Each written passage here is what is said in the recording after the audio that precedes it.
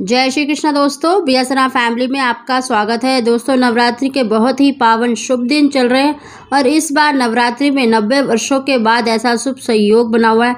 नवरात्रि के किसी भी दिन अगर आप एक वस्तु का माता रानी को भोग लगाकर स्वयं ग्रहण कर लेती हैं तो यकीन मानिए माता रानी की आपके ऊपर कृपा होगी, आपको मन वांछित संतान की प्राप्ति अवश्य ही होगी। दोस्तों, इस महीने में देखिए 4 ग्रह राशि परिवर्तन कर रहे हैं, बहुत ही शुभ संयोग बना हुआ है। 9 भाग्यशाली राशियां ऐसी हैं जिनको संतान प्राप्ति के, धन प्राप्ति के बहुत अच्छे योग बने, साथ ही साथ पुत्र प्राप्ति के भी 90% योग बने हुए हैं।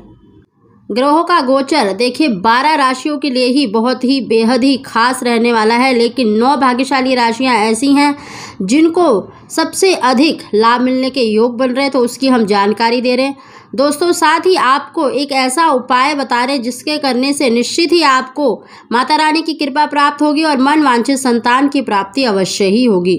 दोस्तों, उसकी जानकारी देने से पहले अगर अभी तक आपने बीएसएनआ फैमिली चैनल को सब्सक्राइब नहीं किया तो सब्सक्राइब अवश्य ही कर लें, बगल में बेल आइकन को दबा दें जिससे मेरे आने वाली सभी वीडियो का नोटिफिकेशन सबसे पहले आप तक पहुँच सके।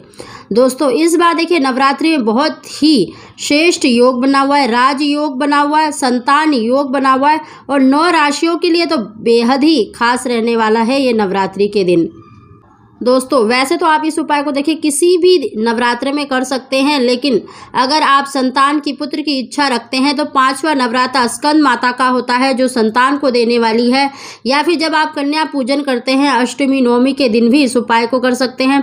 दोस्तों, अष्टमी माँ गौरी का माना जाता है जो हर मनोकामना को पूरी करने वाली हैं, तो आप विशेष रूप से देखिए 5वें नवरात्रे में अष्टमी या नवमी के दिन करें इस उपाय को।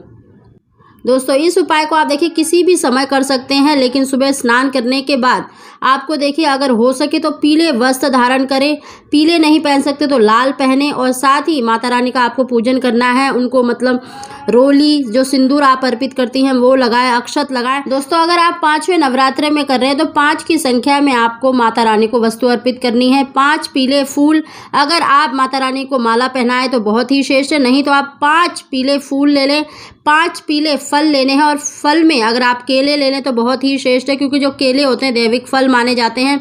साथ ही दोस्तों, आपको 5 मिठाई लेनी है, अगर वो भी पीली हो तो बहुत ही श्रेष्ठ है और दूध से बनी हो तो बहुत ही अच्छा है। अगर आपका व्रत है तो ऐसी मिठाई लें जो आप स्वयं भी ग्रहण कर सकें। दोस्तों, अगर अष्टमी के दिन कर रहे हैं तो आपको 8 की संख्या में ये वस्तु अर्पित करनी है माता रानी को, और साथ ही आपको एक केला और एक पीली जो भी मिठाई आपने ली है वो माता रानी को अलग से आपको कटोरी में अर्पित करनी है, माता को भोग लगाना है। दोस्तों, माता रानी के आगे धूप दीप जलाकर आप संतान की, पुत्र की जो भी इच्छा रखते हैं वो मन में रखकर आपको संतान गोपाल मंत्र का एक माला का जाप करना है। माला का जाप करने के बाद जो भी वस्तु आपने 5 की संख्या में या 8 की संख्या में अर्पित करी हैं वो छोटी छोटी कन्याओं में बांट दें, क्योंकि जो छोटी कन्याएं होती हैं वो माता दुर्गा का स्वरूप मानी जाती हैं। तो आप अगर उनको घर में बुलाकर, अगर उनका विधि विधान से पूजन करके अगर उनको मतलब ये वस्तु खिलाते हैं तो बहुत ही श्रेष्ठ है। साथ ही आप देखिए दक्षिणा भी 11, 21, 31 जो भी आपकी इच्छा है वो अवश्य ही दें। दोस्तों, अगर आप अपने घर में लाकर पूजन नहीं कर सकते तो आप गरीब बच्चों में भी, मतलब गरीब जो बच्चे होते हैं छोटी छोटी, उनको में ये वस्तु बांट दें। उनको बांटने के बाद ही आपको जो माता रानी को आपने अलग से एक केले और पीली मिठाई का जो भोग लगाया है उसको ग्रहण कर लेना है। दोस्तों, अगर पति साथ में रहते हैं तो आप पति पत्नी दोनों ग्रहण करें, नहीं तो पत्नी अकेले भी इस वस्तु को ग्रहण कर सकती है। साथ ही दोस्तों, आपको एक उपाय और करना है। अगर आप पुत्र की कामना रखते हैं तो इस उपाय को अगर पति पत्नी मिलकर करें तो निश्चित ही उनको मन वांछित संतान की प्राप्ति होगी। दोस्तों, अगर आप अकेले रह रहे हैं या पति साथ में नहीं रह रहे तो आप अकेले भी इस उपाय को कर सकते हैं।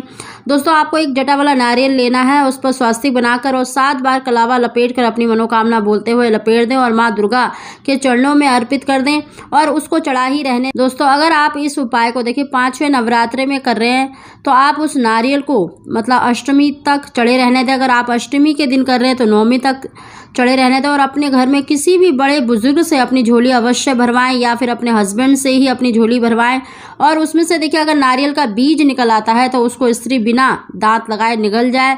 अगर नहीं भी निकलता तो आप उसका प्रसाद पति पत्नी ग्रहण करें, सह परिवार में बांटें, निश्चित ही आपको मनवांछित संतान की प्राप्ति अवश्य ही होगी, क्योंकि इस बार नवरात्रि में बहुत ही शुभ संयोग बना हुआ है।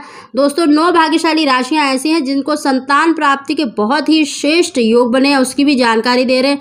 दोस्तों इसमें जो भाग्यशाली राशि है मेष, वृष, मिथुन, कर्क, सिंह, कन्या, वृश्चिक, मकर, कुंभ और मीन, ये 9 भाग्यशाली राशियां ऐसी हैं जिनको संतान प्राप्ति के, धन प्राप्ति के बहुत ही अच्छे योग बने हैं। माता रानी की कृपा प्राप्त हो रही है। साथ ही सभी राशि वाले माँ दुर्गा का पूजन अवश्य करें। इस उपाय को करें तो निश्चित ही उनको मन वांछित संतान की प्राप्ति अवश्य ही होगी। दोस्तों अगर आपको हमारी जानकारी वीडियो पसंद आई हो तो इसको लाइक अवश्य ही करें। आप सभी को जय श्री कृष्ण।